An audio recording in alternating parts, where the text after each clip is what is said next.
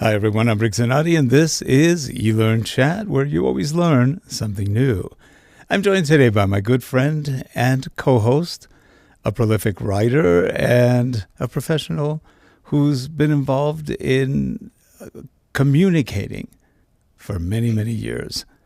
It's Dr. Susan Nash. How are you doing, Dr. Susan Nash?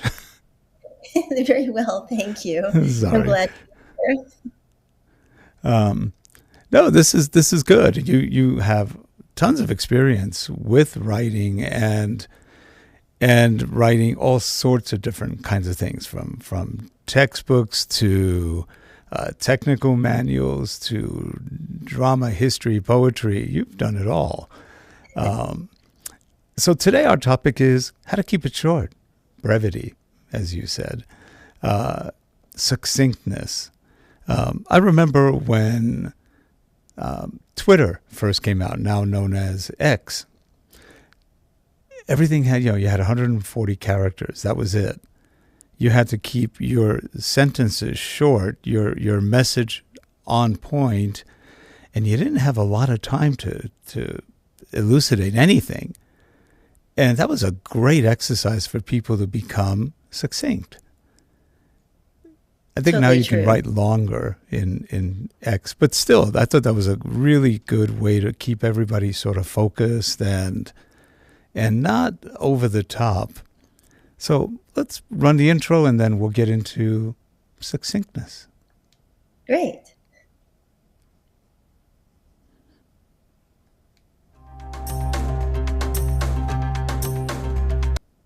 And that's the one. This show is sponsored by Talking Vids, corporate video, e-learning, enterprise-wide development, online interviews, multimedia development, and more. Visit us at www.talkingvids.com.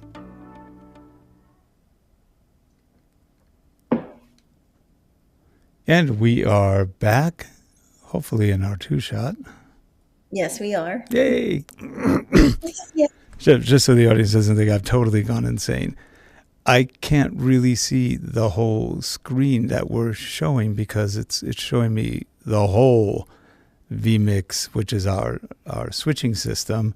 So I can't quite tell when the shots are changing from my angle and distance. So anyway, that will be fixed for our next week's episodes.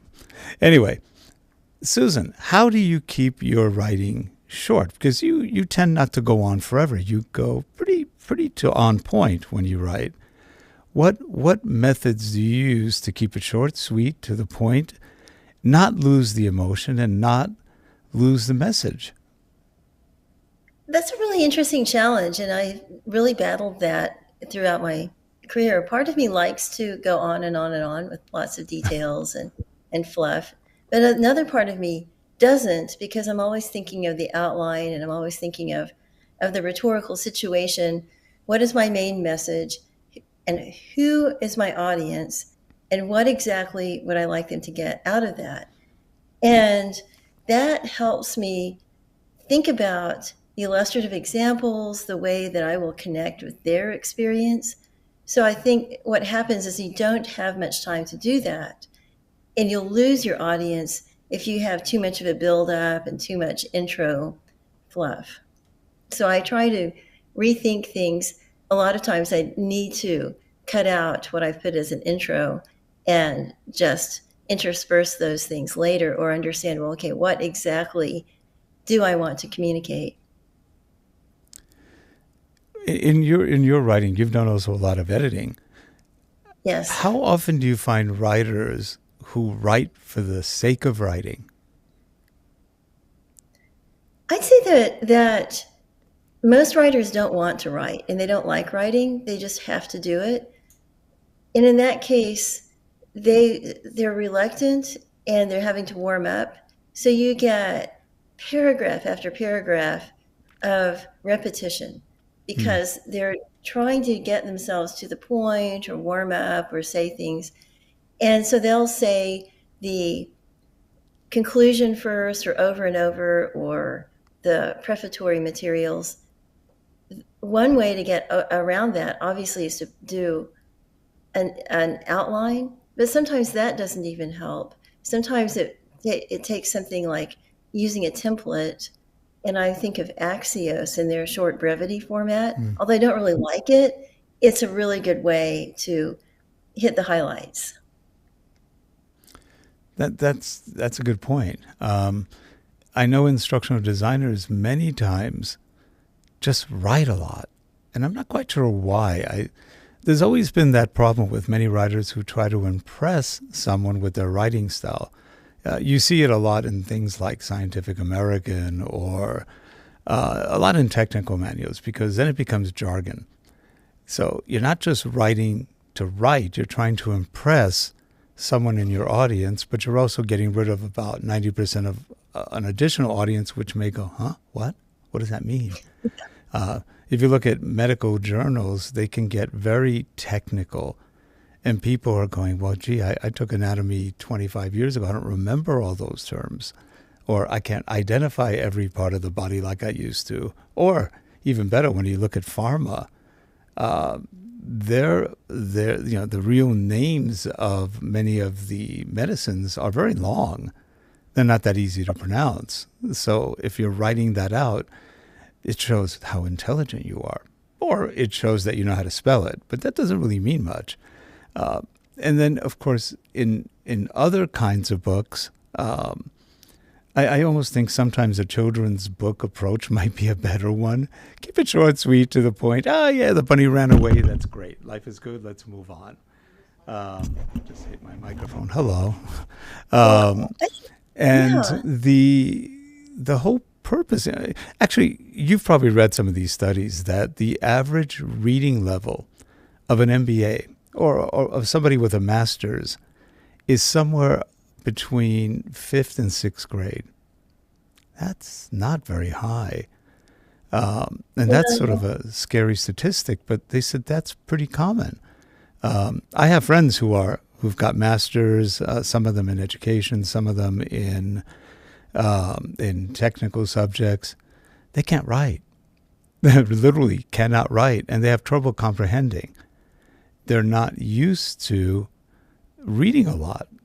Now, in our YouTube times, people are looking for videos. I know I suffer from that nowadays. Rather than read the book, I'll go and see if I can find a quick video on it first. Mainly because I like video. We do video shooting and editing and stuff, so it's kind of fun. But on the other hand, it's also quick. And if for me to go find the book, I've got to look for the book. I've got to look for the pages in the book. And it may take me longer to find that, or I may not have that book handy, or I've got to go buy it real quickly. Whereas go to YouTube or some other video source, Vimeo, I can find all sorts of stuff within seconds. And I almost think to a point, the accessibility of video is making us even worse writers. I like to listen to books. I listen to Audible a lot.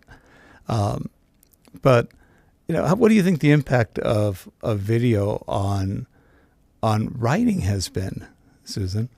Well, okay, since we're talking about brevity and clarity, and then how some podcasts are lots of long conversations. For example, you're talking about a book that somebody might be going on about that. However, if you have to communicate something that's the essence of a book and your audience is technical, I would argue that you really have to use the precise technical terms. However, how you do it can be clear. So you're telling the story. And we have to keep in mind that we understand things through stories and also through connections. So our long-term memory is triggered by experiential learning and prior knowledge. So once you can make that connection with your audience, then they will be more engaged. If you're just spewing out technical terms without any relevance to their immediate situation or their prior knowledge, then it doesn't even really matter how brief or succinct you are. You will not capture their attention. And then also you talked about how sometimes the technical is just like they're showing off. I would say that in that case, the rhetorical strategy is overly dependent on logos in terms of Aristotle.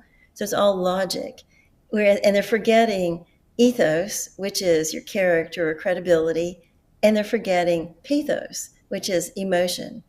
And just you establish ethos or through your credibility that it's relevant to them. If they think it's relevant, then they think it's ethos, and it's also character and reliability.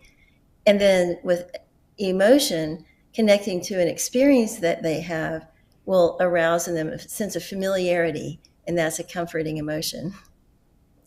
Yeah, good point. Good point. Back to good old Greeks. Yes. But anyway, when you are writing, though, try to put yourself in the place of the reader as well. For example, do you really want to read that much about what you are saying? If you do, okay, fine. Or maybe you like torturing people. It just really depends on what your goal is. But in many cases, when you go through e-learning pieces, the amount of information is, gosh, awful boring. It's nonstop. It's page after page after page of full screens of text. And then when you see that, they'll put a little graphic in the middle of it. And we've had some clients that were funny. They would say things like, I don't care what graphic you put, just put something in there. It doesn't matter. And I said, well, yeah, but you want it in context. No, it doesn't matter. Any graphic on anything. So you want a picture of Minnie Mouse when we're talking about death? I mean, honestly, Oh my goodness. you've got to have some context. And then all of a sudden it might make some difference. But even still, if you've got a whole page, a whole screen of words, most people will just go, oh, and give up. They give up. It's over. Geologists are the worst at that. I just came back from a conference, and people want to have a screen that has all sorts of diagrams and then lots of teeny tiny text to explain what it is. All on the same page. Yes, oh yes. Yeah. Yeah. Yeah. Well, anyway, I think that's a quick introduction to brevity, if you will. How to keep it maybe a little bit shorter. Be aware of, and actually everything we ever talk about, be aware. Be aware of yourself. Make believe there's someone watching you as you do things. And then you'll start becoming a lot more succinct. Because you don't want to bore yourself now, do you? Susan, we will see you in part 3 of this series coming up. And you'll also see us on interview shows coming up also very, very shortly. Have a good one, everyone. Thanks for watching, and we will see you next time. Take care. Thank you.